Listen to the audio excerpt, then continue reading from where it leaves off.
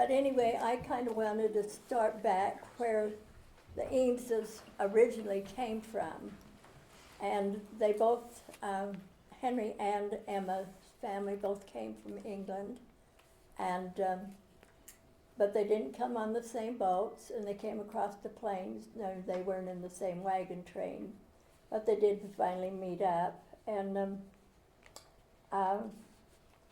they finally settled in Cays Creek, which now is Kaysville. And in the summer of 1855, just months before Emma and Henry's first child was born, they had the crickets, like we know in the pioneer history. And they said that they didn't have much rain either, and they were almost starving to death. They ate weeds or bulbs, anything that they could find. And this little boy that they had was born in November, and they named him Henry after his father, and Thomas after his great-grandfather. Thomas Beecroft, little Harry, as they called him, was healthy and strong, and they said he had brown eyes and curly hair.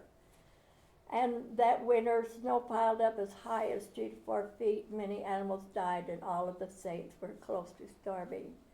They were plagued with grasshoppers for the next 7 years. And then the news spread that the Johnson's army was coming, and so Henry Eames was called to be a guard in Echo Canyon against the invasion of the Johnson army.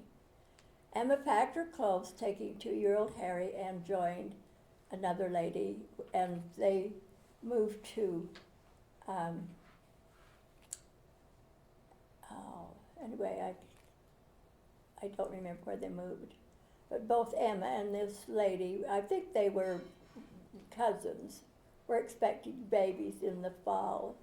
And they traveled by wagon as far as Utah Lake to stay until danger had passed. Emma found herself saying goodbye to family again. Not only was her husband leaving to fight soldiers, but also her beloved parents had decided to leave Utah. And that was the Beecrofts. He was not happy with how the Marmons was when he got there, so he decided to leave, and he went back to Iowa. Emma was pregnant with her second child, and it was all that she could do to keep from crying when her husband left. Henry Eames helped to build a trap in the canyon. This trap was made of log platforms which held boulders that could be released, which would impede the process of the army wagons or damage their supplies. With exposure to the cold weather and the stress of fighting the army, Henry returned home with the illness which developed into consumption, and I guess that was the same as TB. Robert James Eames was born on November, and he was blessed there in Kaysville. Emma named her first daughter after each of their mothers, Nancy Isabel Eames, and she was born in Kaysville. Life was extremely hard. Food was very scarce, and there was no work to be found.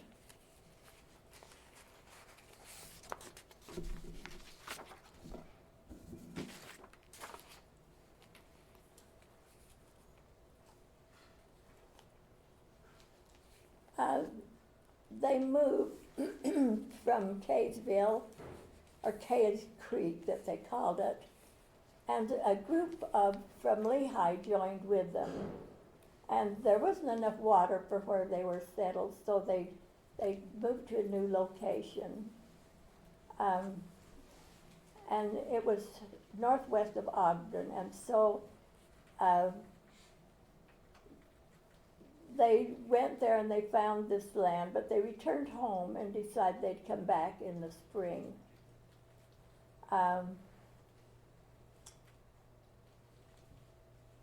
All of the first people who came to settle in the first group to Plain City had teams of oxen. They made camp on March 17th in 1859 on the west side of Plain City. That was near the spring, and they started to till the soil. Then another group came. and they settled there also.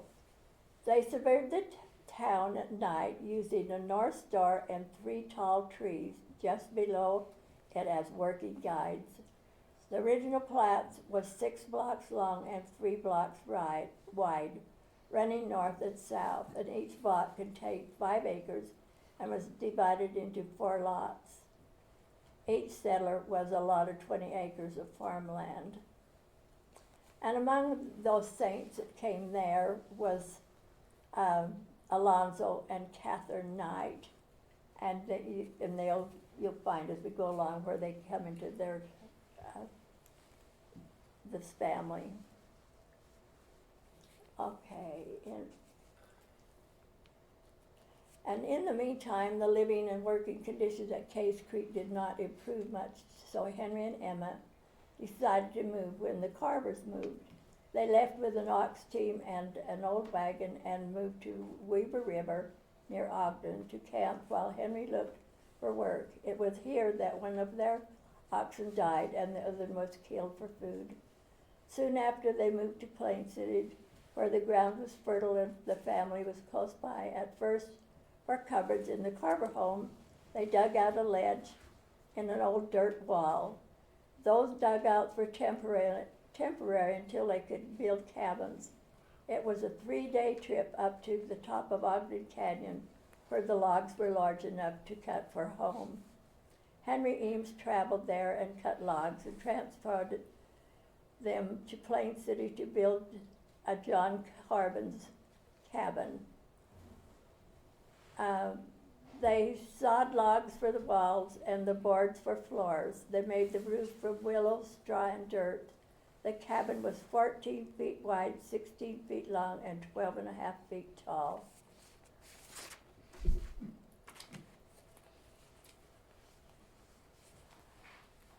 Then they moved to a new settlement called Plain City, and that was located on the Sagebrush Flat, 10 miles west of Ogden.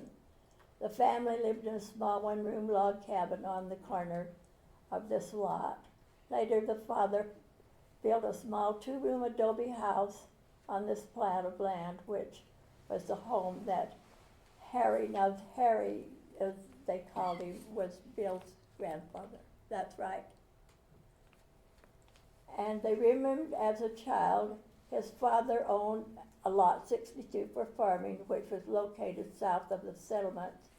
Each family on the Plain City had a lot where they built their home and separate lot where they raised their crops.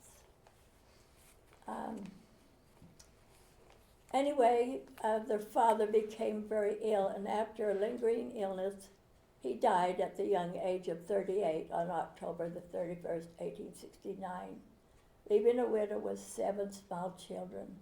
Henry was 13, and his brother Bob was almost 11 when their father died.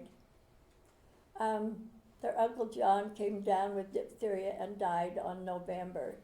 He had been in Utah for only a short time. When spring came, Henry and Bob tried to run the farm, doing the best they could with constant help and encouragement from their dear mother. They had 2 old ornery mules which would kick and bite and fight them all the way. They had to get into the wagon or the manger to bridle and harness the mules. Harry would hold the plow and Bob would drive the mules. They worked with help of good neighbors to raise food for the family and fodder for the animals. In the fall of 1870, smallpox epidemic struck Plain City. Everyone was sick, including all the Eames family. Many died, let's see. On November the 27th, 1870, Harry's baby sister, Alice, died. She was only 2.5 years old. The following month, on December the 23rd, 1870, 2 days before Christmas, his brother John Samuel died. He just turned 8 and was buried beside his father and baby sister. Harry saw a lot of death at that time, but a neighbor lost all 8 of their children. Can you imagine what that'd be like? My goodness. And in the April of 1871, their mother married Dr. William Hunt Royal, who lived in Plain City and was in the ward. William was quite a bit older than Emma, and their marriage only lasted about 1.5 years, and he died. Harry's mother married a third husband, Charles Heath. Both Charles and Emma were widowed and had lost children to the angel of death. Charles Heath had his own brass band and was very active in this community and the church. And within 2 years, 2 half-brothers were born, Charles Merlin and Edmund Harold Heath. And I talked to Leon Jones a little bit about this, and she knew him. She used basically Merlin. So what was Emma's maiden name? Beecroft. Beecroft. Mm-hmm. Okay.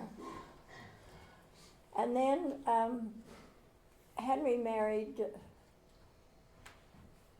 I've kind of got ahead of myself here. Anyway, these brothers, Harry and Bob, married sisters. And they were the help me, the Knight family. Let's see. Okay, and then after she married the Heath, they rented a place in Plain City during the first year while Henry made bricks with his brother Bob and Will Eames. His stepfather, Charles Heath, was a brickmaker, and he had taught the boys how to make bricks. They stacked the bricks in huge kilns and rubbed willows to bake them. They sold about 40,000 bricks that year, and Harry had enough left to build a small house for his wife, Julia. Times were very hard that first year of their marriage. And then in the fall of 1883, Harry and his brother Bob and Will went to Idaho for the deer hunt. They looked over the country with the prospect of making a home there. And Edwin Brackenbury married Matilda Ann Brecoff, which was a younger sister of Emma. And Uncle Bell, as he was called, had invited the Eames boys to visit. Uncle Bell had moved his wife to Alma, Idaho in 1879 with a small group of settlers.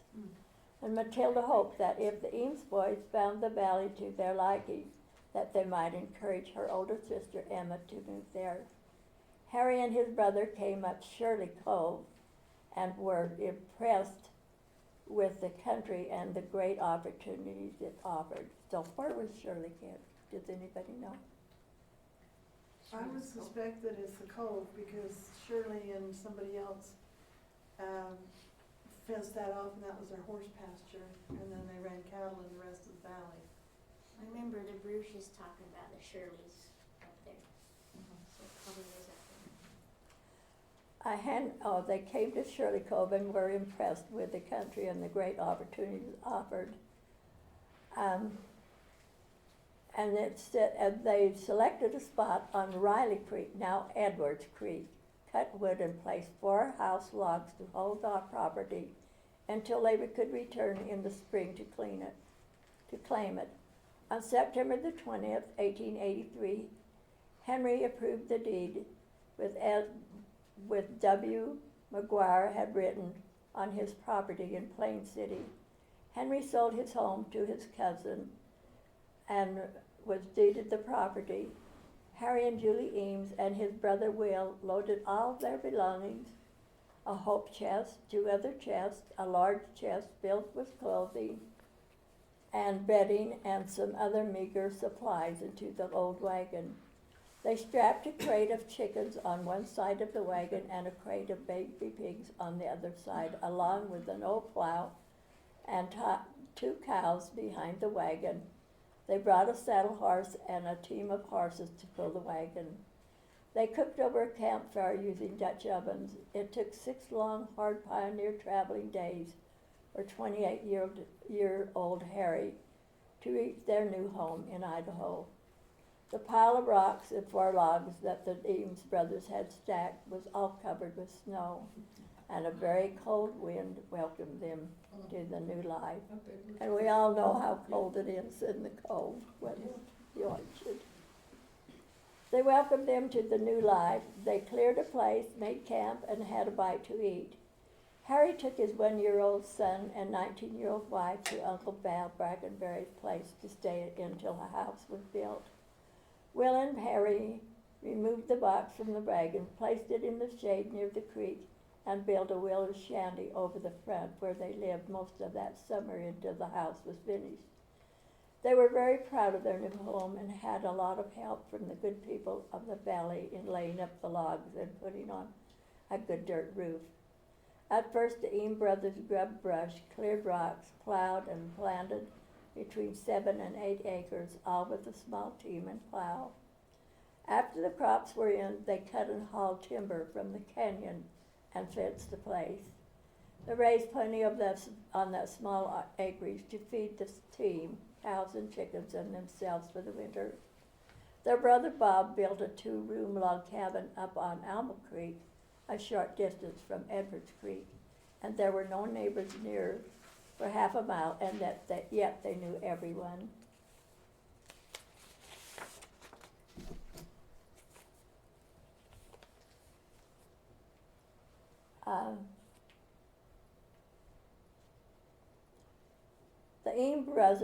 The Eames brothers raved about the valley they had found in Alma, Idaho. They wanted their own land, and the whole family decided to move. Charles Heath sold 2 of his properties in Plain City in October of 1883 so that they could move to Alma, Idaho. William and Harry Eames decided to start their own mercantile in Alma. And then Myron Durfee was the presiding elder of the Elmo LDS branch. He was a very good man, and he owned Alma's first store. Harry was called to organize a choir of which he was the leader for many happy years. There was no piano or no organ. They used only a tuning fork, and I don't know what that is, that Harry had brought with him from Plain City.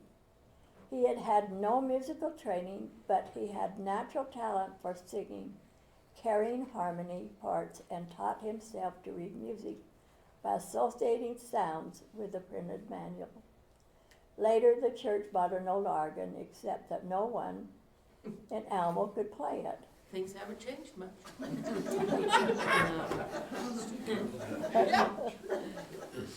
Yet it enabled them to get the complete parts of the song.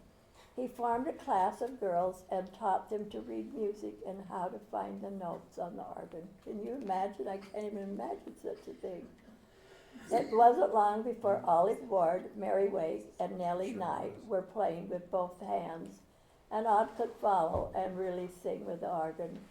The choir became the leading choir in Cassius State. Charles and Emma B. Kraft Heath, so that Emma could be closer to her sons and grandchildren.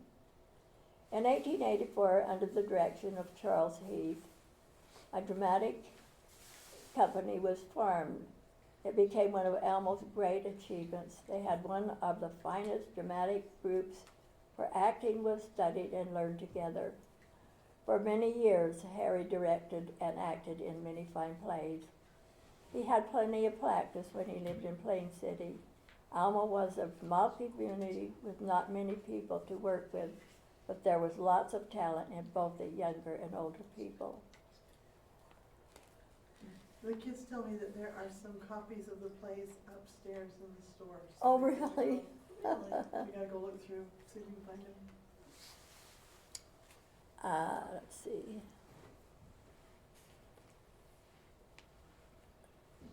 The Eames Star had a lot of business from the people who ran the Vipont mine. Business was so good, in fact, that they had to enlarge. Henry and Will bought Bob's interest in the business and built the brick addition to the Star, where it stands today in Alamo. Charles Heath made all of the bricks for the Eames Star and Harry's house. Charles Heath left Emma and married a 14-year-old girl named Elizabeth Harder. Harry's mother, Emma, took over the post office in the Eames Star and moved in with her son. In 1891 and 92, Harry and Will worked together on the ranch and ran a produce wagon to Terrace, Utah, which was located 27 miles southwest of Kelton and Park Valley. In Terrace, there was a railroad roundhouse that was a circular-shaped building in which there was a large turntable. This was where the locomotive received light repairs. There were many workers in the railroad shops. Most of the vegetables were raised at home. Butter and eggs were bought from other farmers, so the Eames brother could supply the hotel in Terrace with food. Now, I'm not sure who planted the orchard, if the three brothers planted the orchard, or if it was just Robert Eames, because they always said Grandfather Eames planted the orchard, so I'm not sure about that either. On the return trips, they hauled freight from the railroad. In 1893, Harry and his two brothers, Will and Bob, formed the Eames Company and bought a small mercantile store from Ward and Jones, which was located where Ace Ward's home now stands. They felt it was in a poor location and too small for their business.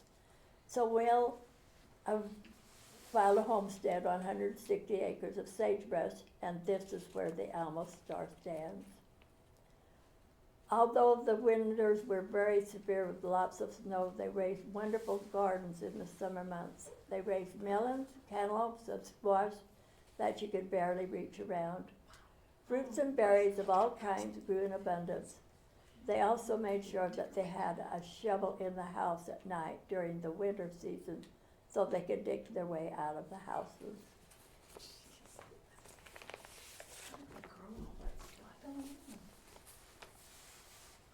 Marion, when you're talking about Will Eames, I remember watching him when I was in the big room and I could see out the windows, and he'd be puttering around out there, right, that brick house is where they lived, and he'd be puttering around out there in the orchard or turning water or tending the monument over here. I remember him taking care of that.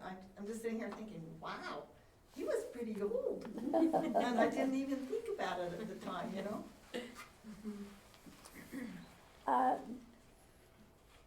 American War began. America was clued into the war when our ship, the Maine, was sunk. Many young men from Alamo and Cassia County enlisted and were off to fight the war. The Alamo band and singers were out in forest to welcome them when they returned. Mr. John Hull, who lived on a ranch in City of Rocks, organized the Alamo Brass Band. He was a professional clarinet player who was originally from Logan, Utah. Henry Cahoon, Charles Heath, and the Eames brothers bought the first band instruments. They signed a note and bought used instruments from the Oakley Band. The Alamo Brass Band was organized in January of 1900. The band played for a Valentine dance held at the Henry and Julie home. On the 4th of July, the brass band made their annual parade. Henry was in the band leader and played the lead cornet. Charles Heath played the big bass drum, and Will and Val were also in the band.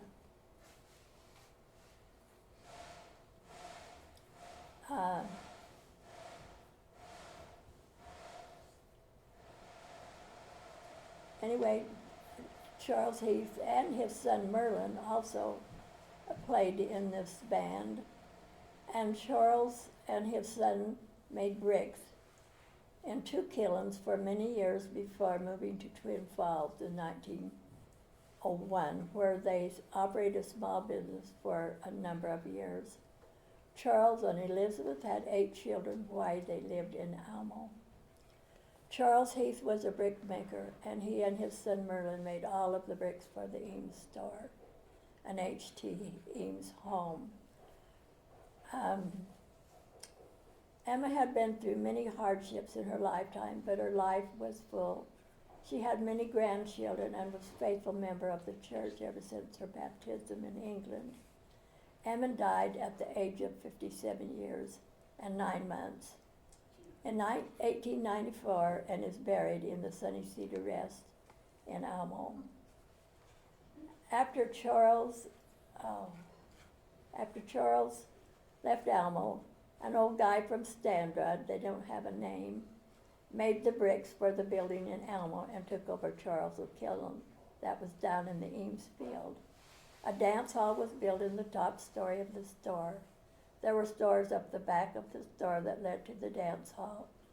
The Eames brothers decided to invest their money in property and brought out Jacob and Lucinda Patton. And then in September, they bought Jacob another 160 acres from the Pattons. Will put much of his money into cattle and dairy stock and became very prosperous. There was much sadness in the year of 1894 for the Eames family. Emma B. Cross passed away and is buried at Almo. An epidemic of typhoid, whooping cough, and measles often plagued their little town. Many people died in the typhoid years. In 1894, Edwin Heath, half-brother to Harry, died of typhoid at the age of 18 and is buried beside his mother. Their entire town of Almo was quarantined because of the typhoid epidemic. This is more about the the special bandwagon. They had seats for the band members, which was pulled by a team of horses through the parade. It was a big success to everyone's enjoyment. This band was part of every function held in Almo. Thomas Edwards transported the band to the other towns to entertain, and soon they had the most active band in Cassia County. They were always out in forest for any great together, which made the celebrations a great success. In the memory of any child raised in Almo of the surrounding towns, the celebrations enjoyed in the early years are among the most treasured memories of childhood. The Eames Star had a lot of business. Now, I may be repeating myself here. They had a lot of business come in from the Bipunt mine. A business was so good that they enlarged. I've already said this. The brass band was created in Almo in 1898, and Charles Heath was the band leader from 1900 to 1901. His son Merlin also participated in the band. Charles and his son Merlin continued to make bricks in their two kilns for many years before moving to Twin Falls. In 1891 and 1892, Harry and Will worked together on the ranch and ran a produce wagon. I read this too. I'm repeating myself. In 1901, the Eames partnership was dissolved and they sold their business to the Tracy brothers, Will and Albert, with 3 acres of land. Will took the Payton place and Henry took what was left of Will Eames's homestead. The Eameses soon began to be too small with the large family. Plans were made. A basement and a foundation for a fine new brick home was completed. A typhoid epidemic struck Almo and no family escaped. And it told about that Henry was a good friend of the Indians, and he hired one from the Blackfoot Reservation, old John and his wife Nancy. They came every spring. They had a teepee that was pitched at the corner of the garden fence, and Henry gave them a tent too. John took care of the garden, and he did all the chores. Nancy did the work and cared for the chickens. They never came near the house, but did their work well and got paid the same as other hired men. Harry quit playing in the brass band on account of his teeth. He retained his membership in the band but could no longer play.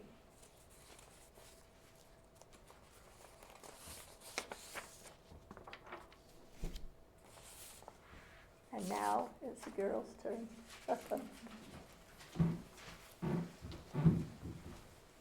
Okay, Tammy and I are going to tell about the Robert Eames and Lucy Eames family. And so number 5, Alice was our grandmother, Aisel and Alice. So this is the family. So I think just like. Just lean it up against the TV, right there. can I do that? Yep. So you can kind of see all this.